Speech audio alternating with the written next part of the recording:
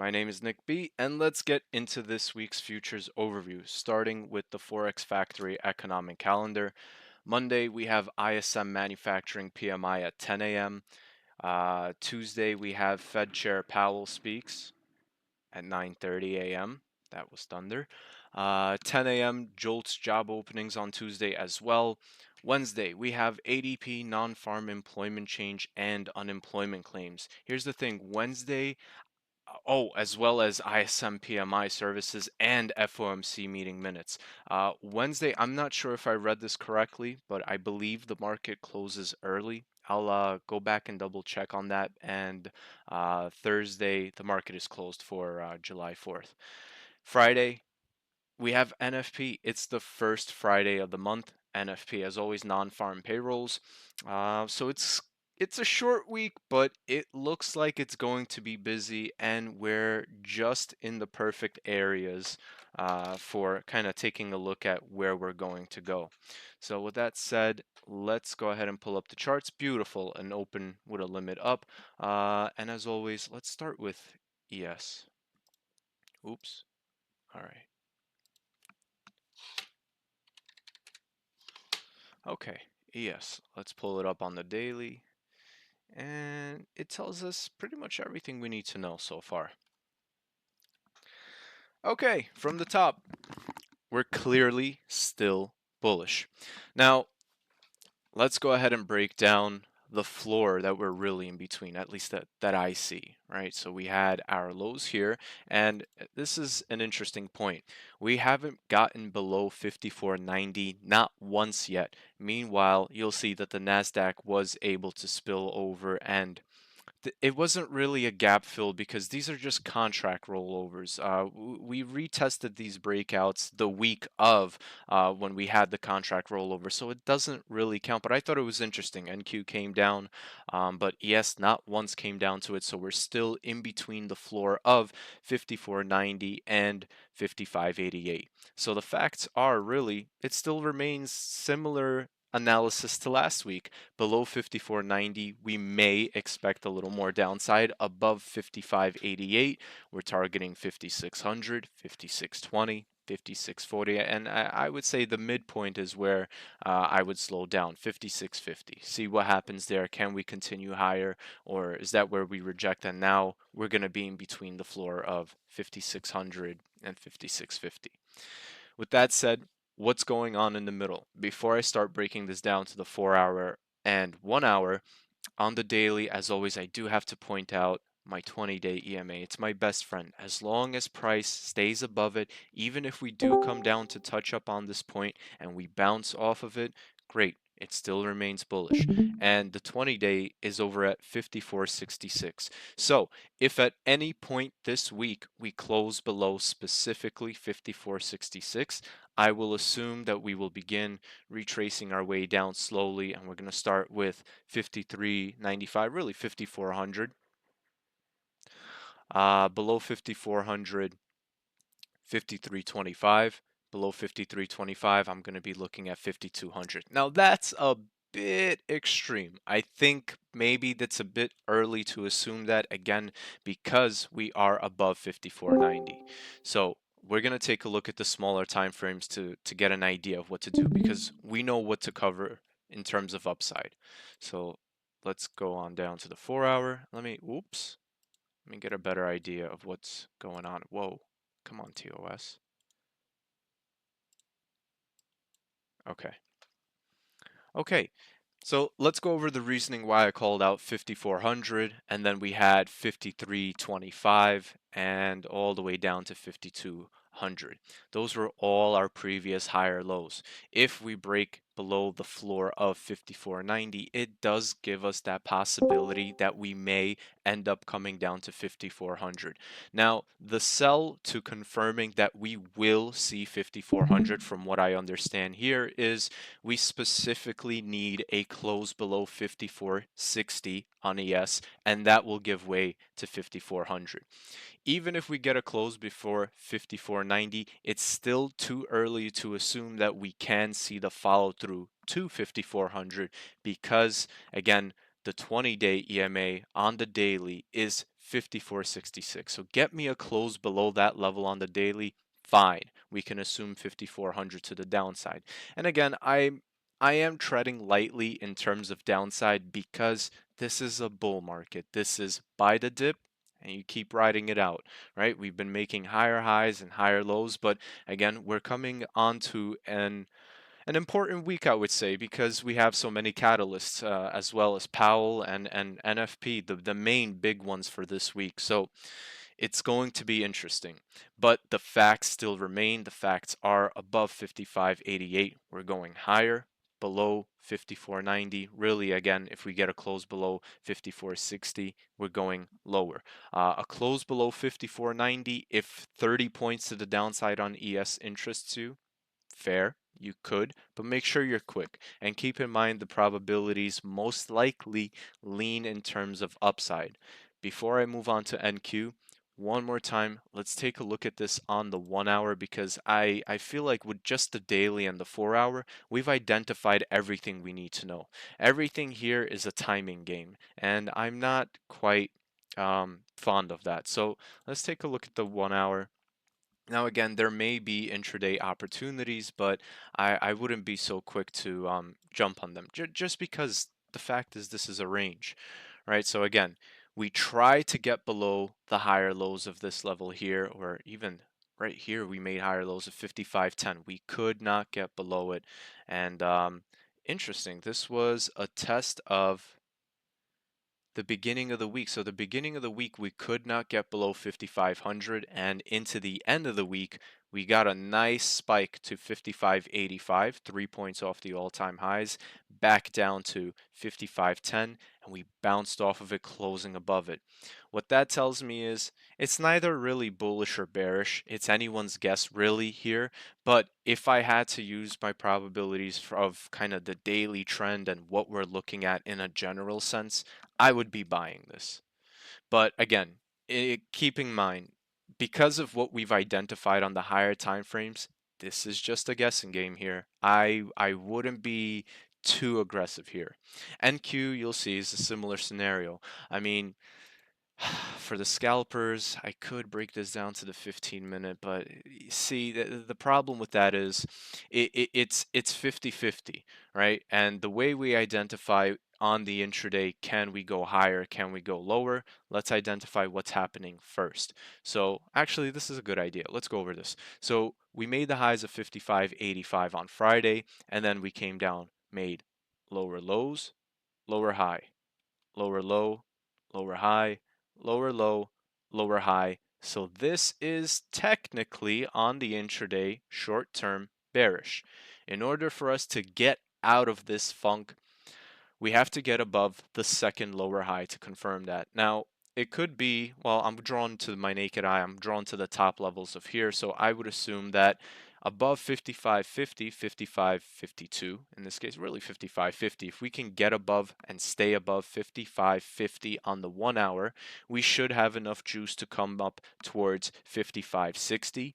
And really, the mark that's going to take us to the highs of 55.85 is going to be the hourly close above 55.65. That's really the green light confirmation, because I've seen many times where price can come up to the first lower high. It looks like it wants to go higher, but that 1 hour candle fails to close above, let's say 55.50 in this case, and the whole move's going to get reversed again. So it's a bit of a guessing game here. So I'm not gonna really push that. But again, the second lower high, 55.60, I mean, that's definitely going to be a green light that it's coming up to 55.85.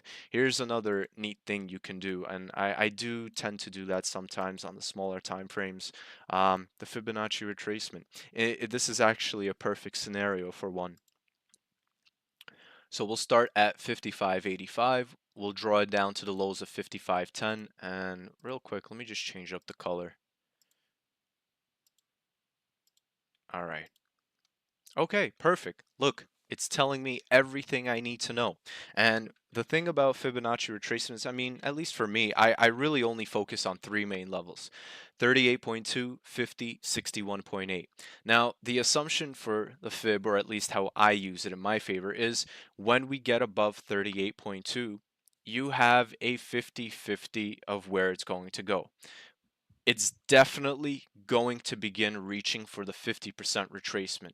And if it can get above that 50% retracement, it's definitely going to go to 61.8. Now, sometimes we may come up to the 50% and it might reject back down.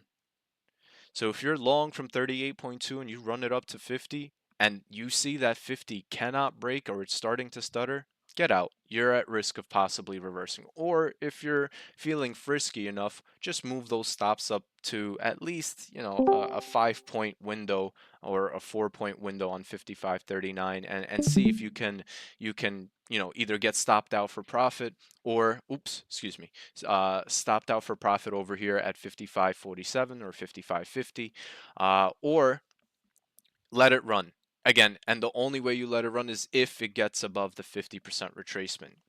Sure, and you're going to go to 61.8. You get above 61.8, you have a chance of coming up to the 78.6. But again, it's an indicator. And again, the fact of the matter is we're looking at this on the 15-minute. We know the 15-minute is not quite always reliable for that, because the fact of the matter, when we look at this on the big picture, the market only goes up, down, or sideways. And the fact is we're going sideways. That's the reality when we're looking on the big picture for trend and direction. So with that said, yes, this is applicable, but we're going to cut it here. Because again, I'm not the biggest fan of timing. With that said, that covers ES to the upside and downside. Let's take a look at NQ now. All right, so same thing, same kind of setup. It would be very nice if TOS stops playing games with me. All right, 2 years daily. Well, see, it's doing this thing, man. All right. Same thing like ES. Higher highs, higher lows. This is bullish. Let's identify the floor that we're in, and let's keep in mind where our 20-day EMA is. Okay, so the facts are very easy to identify here. We can see it goes back to last week. Same thing. Either above 20,371, we're going to go higher, or before last week, the floor was 19,900, and we did break below it, creating a new floor of 19,700. Now, I'm going to specifically identify this here because to me, when I look at this on the big picture, as long as we now remain above 19,700, this is a higher low. Higher high, higher low. And we know that when price breaks above previous higher highs to continue making higher highs, it's going to go higher. Now, if we break below the higher low, that's a bit of a red flag. Maybe we're about to see the next higher low, maybe. And the confirmation to confirm whether we're going to see the next higher low, which is down towards 19,000 really, we'd need a close on the daily below 19,630. That is where my 20-day EMA on the daily is. Okay, so the facts have been identified, both to the upside, both to the downside. Again, the downside, to reiterate, below 19,700, it exposes us down to 19,629, but unless the daily closes below the 20-day exponential moving average, we're at risk of the move bouncing back up or getting out of that area. And again, if we do end up closing below 19,630, we are now exposed to the intraday previous higher lows. In this case, 18,940, 19,000 really.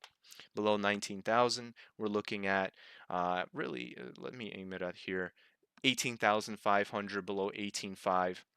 Excuse me, let me fix that. 18,400. Below 18,400, we're looking at what's the wick? 18,230. And it's perfect because the higher low of 18,400 lines up with the 100-day EMA on the daily. Perfect. So the fact's been identified. And let's talk about the upside really quick. Above 20,371, again, round number theory comes into play, and we can now assume that as long as we can come up to 20,400 and clear it, we're going to go to 20,450. But really, the main target I'm eyeing is 20,500. And it's perfect that the daily shows me that the next price point we're going to be coming up on is 20,500. So as long as we can clear that, that's going to be our area of interest. And again, knowing the fact that NQ likes to move intraday roughly on a clean breakout, breakdown, likes to move in 200, 250 point increments. It's a perfect target to the upside. Let's talk about the intraday. So the facts have been kind of broken down, and let's talk about on the closer scale. Okay, to me, looks like we made a very fair attempt to make higher highs and higher lows, and it's still, in a sense, successful because we made a higher high here, a higher low, and we're still above this higher low that we made. Now, again, if tomorrow we open up and we see that we begin breaking below 19,873, 870 in this case, your assumption can be that, hey, there's a really good chance we're about to come down to 19.8, below 19.8, 19,700 is a very real target. And again, a close below 19,700, you could target definitely 100 points to the downside to the middle line of 19.6, which so happens to be our daily 20 EMA. And below 19.6, really, I was eyeing the last week, and that's where our previous last week's 20-day EMA was 19,500. Below 19,500, we have all that room to come down back towards 19,250. Below 19,250, probably going to come up on 19,000 again. Perfect. That is the first higher low we could kind of see on the daily as well. Okay, let's dig a little deeper now, right? Because we are in between a floor, even on the intraday, and the unfortunate part is the floor stems from 19,873 all the way up to 2274. Assume any setup that we attempt to go for here, the assumption is that it's a 50-50. Nothing more, nothing short. So definitely don't want to rush, especially with the catalysts that we have coming up. I'm going to go ahead and break this down now to the 1 hour because again, the 4 hour, it's not telling me anything juicy here yet. All right, it's still telling me that, hey, Nick, either above 20,274, you're going to get the green light that we're going to 2370, or below 19,873, you can again take a chance that it's going to go lower. Each of these setups here are both 50-50 odds. And it's similar to what we identified on ES as well. With ES, it's 54.90, right? We have all that room to 54.60. And then on ES, when we get a break of 55.85, that's going to give us the green light to go to the highs. Similarly here, above 20,270, we have at least 100 points on momentum we can pocket on chance. Again, the safer setups are definitely 2370 breaks. You technically have the green light to keep targeting until 20,500. And then ultimately if we break 19,700, I mean it's good night Irene. It's probably going to come on down towards 19.5, 19.6 first, 19.5. If that flushes, it's over. Um Again, let's also apply the Fibonacci retracement similar to how we did on ES. And it would be the same thing. We would go from the highs down to the lows, and we want to know where our 38.2, our 50, and our 61.8 is. Okay.